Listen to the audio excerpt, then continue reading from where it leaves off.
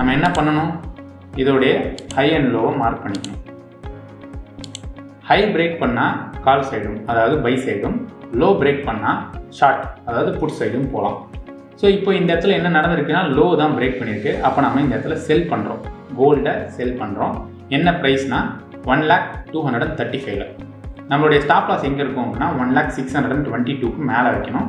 So 1,06,50 வச்சுக்கலாம் ரவுண்டாக. So அந்த இடத்துல நம்மளோட ஸ்டாப் லாஸ் இருக்குது. இப்போது டார்கெட் எப்படி ஃபிக்ஸ் பண்ணணும் அப்படின்னா 1:1 ஃபிக்ஸ் பண்ணலாம், இல்லை 1:2 ஃபிக்ஸ் பண்ணலாம். ஸோ இது வந்து இன்ட்ராடேலையும் நீங்கள் யூஸ் பண்ணிக்கலாம், ப்ளஸ் ஹோல்டிங்க்கும் நீங்கள் யூஸ் பண்ணிக்கலாம். ஓகேங்களா? ஏன் ஹோல்டிங்க்குன்னு சொல்கிறேன்னா, இது சில டைம் வந்து 1:3 1:4 போகும். அந்த நேரம் வரைக்கும் நம்ம ஹோல்டு பண்ணணும்னு நினைப்போம். பட் ஒரே நாளில் க்ளோஸ் பண்ணணும்னு நினச்சிங்கன்னா அப்படி பண்ண முடியாது. அதனால் நம்ம நிறைய நாள் ஹோல்டு பண்ணணும்னு நினச்சா தான் அப்படி பண்ண முடியும். இப்போ பார்த்தீங்கன்னா இங்கே 1:1 அப்படின்னு பார்த்தீங்கன்னா இந்த இடத்துல டார்கெட் ஹிட். ஓகேங்களா? ஸோ ஈக்குவல் டார்கெட் வச்சோன்னா 1:1 ஹிட்டு.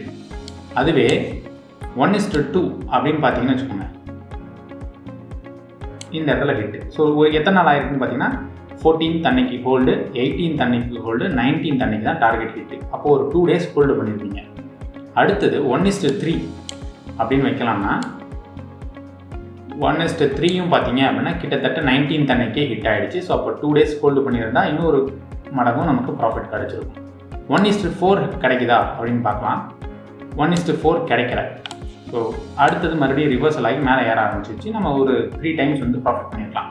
இதை எப்படி நீங்கள் கண்ட்ரோல் பண்ணி ப்ராஃபிட் எடுக்க முடியும் அப்படின்னு பார்த்தீங்கன்னா, ஃபஸ்ட்டு நம்ம ஸ்டாப் லாஸ் எங்கே வச்சுருக்கோம், 1,06,50. எதனால் இங்கேருந்து இந்த கேண்டிலோட ஹையை தான் நம்ம ஸ்டாப் லாஸாக வைக்கலாம். அடுத்தது இங்கேருந்து ஒன் டைம் வந்து டார்கெட் போயிடுச்சுன்னு வச்சுக்கோங்க, ஒரு மடங்கு டார்கெட் போயிடுச்சுன்னா நம்ம ஸ்டாப் லாஸை காஸ்ட்டுக்கு மாற்றிடணும்.